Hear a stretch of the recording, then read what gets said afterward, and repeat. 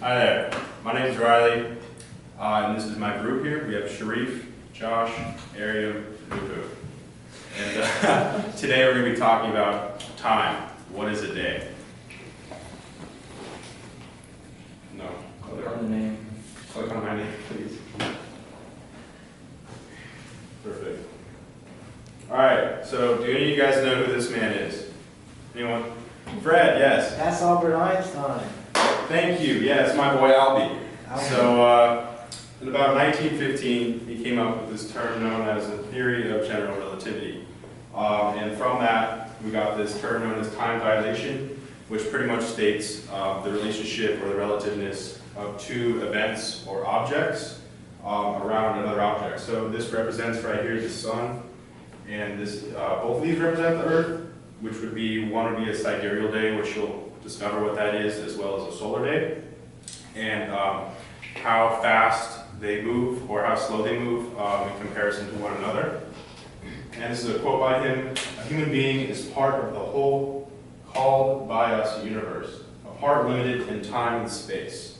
He experienced himself, his thoughts, and his feelings as something separate from the rest, a kind of optical delusion of consciousness." Do any of you guys, or would any of you guys take a guess as to what that means or what you perceive it as? No? Okay. Well, let me tell you what I think. So, reading this, what I'm pretty much getting is that, you know, humans, we are only part of the universe. We are not universal. We cannot experience everything at once. We cannot see everything at once. We cannot feel everything at once. And because of that, we're kind of in this weird, you know, diluted state of, you know, we can't actually be aware of like everything that's going on around us. And you can go ahead and move on to the sidereal, please. All right, so I'm going to talk about a sidereal day real quick. And many of you guys probably don't know what that is, but the way I look at it, right, is side and real. Side is referring to its axis, because we all know that Earth is on a tilt, Earth is not straight. Real is real time, right? Because this is, a sidereal day is the exact time it takes Earth to do a full rotation on its axis, which is what we know as a day. And that is 23 hours, 56 minutes, and 4 seconds, roughly, in relation to the fixed stars. Because human eyes, they can't actually see stars move, because oftentimes they're so far away from us and so distant that our eyes can't pick up on it. But the stars, in fact, are moving. They're just moving at a very slow rate. And this is just showing the relationship in between.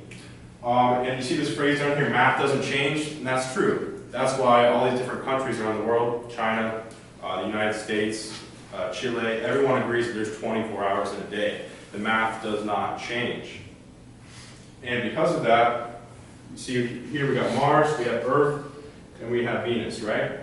And what we discovered is the farther away a planet is from the sun, the longer it takes to orbit around the sun, which means the longer it takes for it to turn as well on its axis for a day.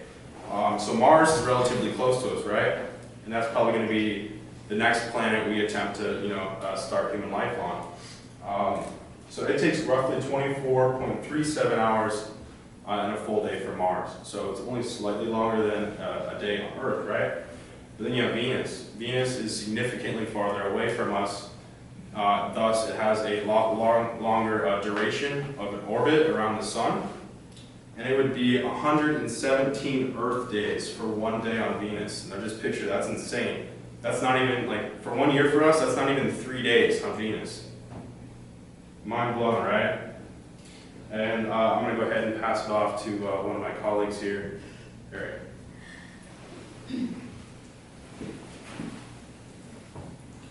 Okay, so I'm doing solar days. So solar days are basically similar to sidereal day. The only difference is mine isn't 23 hours, mine is 24 hours.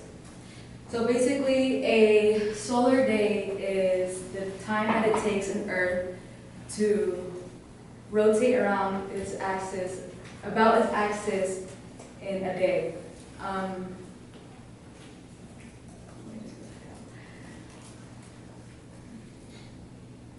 So basically, next slide.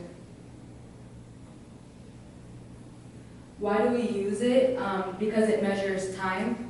So like as you can see in this picture, well for sidereal day is based on the stars. So solar day is based on the sun.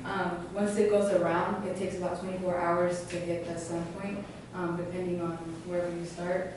Reasons why is because, as you can see, why it's dark over here and the sun's facing.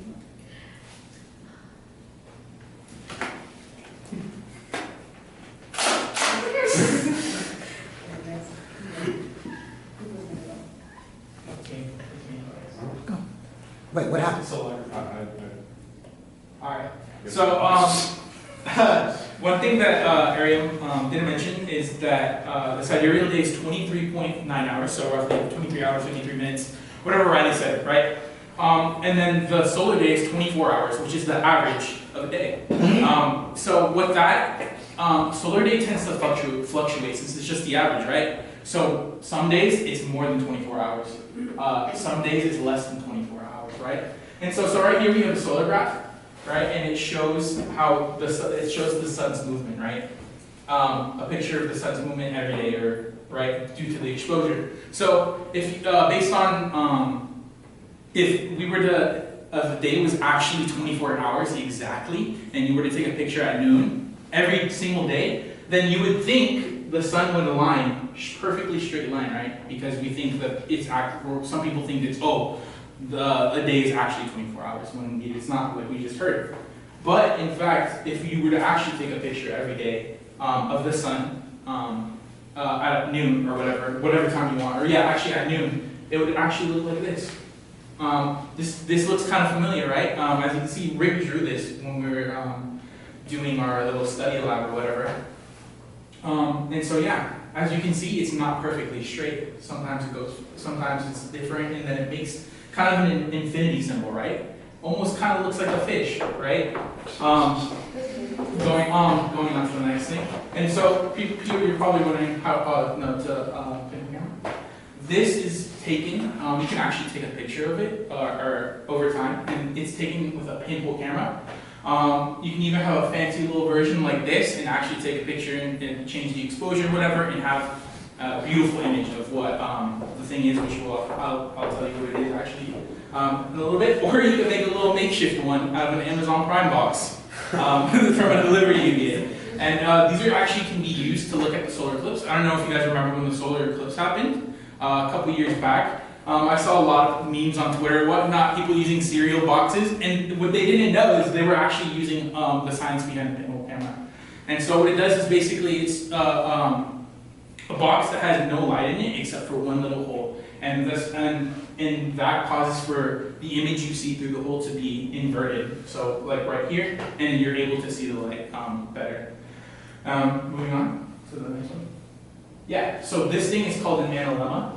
As you can see right here, you have the different months, and it's kind of sparsed out of each day, so August 23rd, August 15th, and whatnot. And so this is used to see the latest and earliest sunsets and sunrises, and it actually proves the fact that solar day and sidereal day are real things.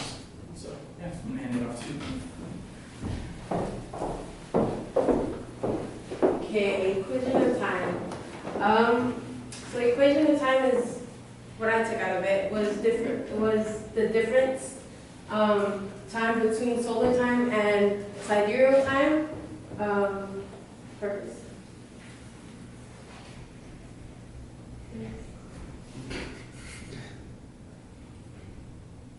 And so what's the purpose? It's to quantify the variable difference time between a clock and time kept from the sun, which is the sidereal, and I'm out.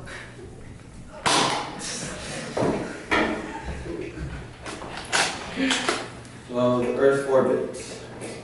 As you see in this photo right here, shows the Earth, which is spinning, and the spin of the sun, the Earth, the core will cause radiation, and these are the radiation waves, are called the Van Allen radiation belt. And those belts protect us from the sun's particles, such as like the heat waves and such. And That is incorrect. Correct? Okay. Alright, I'll move on to the Northern Lights.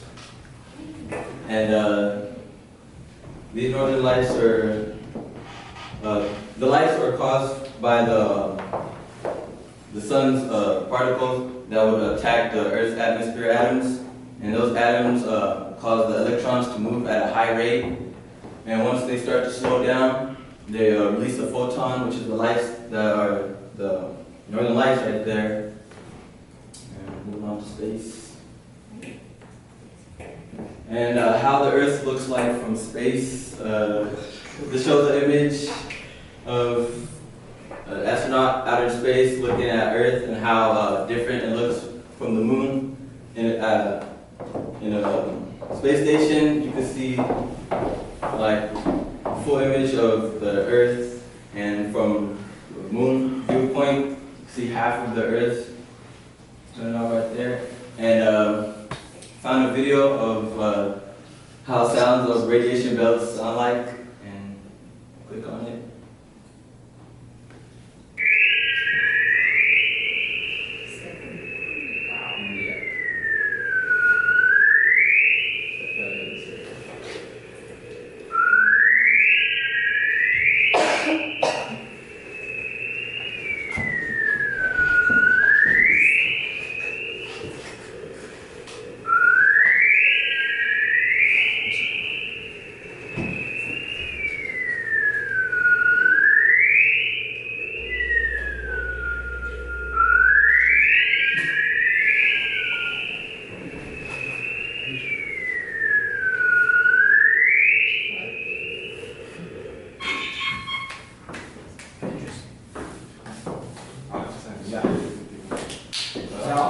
That is all.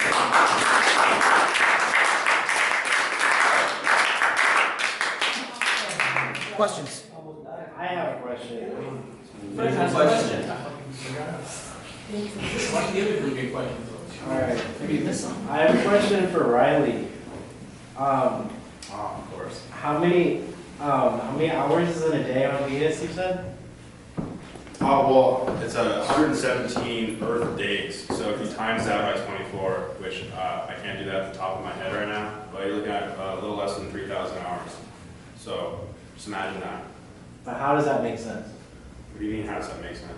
I mean, the Venus is closer to the sun than Earth is, so wouldn't it be a shorter amount of time for it to revolve around the sun? Well, Year or a day? A day. So what does that have to do with the revolution? what does that have to do with? Well, I mean, he said it takes 117 Earth days. Well, I was talking about the correlation of how long a day is on Venus To what? to a day on Earth. You're talking about, There's 24 hours in a day on Earth, but so you're saying that Venus rotates slower than the Earth? yes, Oh. thus why it takes 117 Earth days for one day for Venus to do a complete rotation on its Right. axis. Any other questions? Okay. I got the What happened to your presentation? I blacked out. blacked out. I blinked. Blanked out. Blanked. Otherwise, there would have been a thud, right?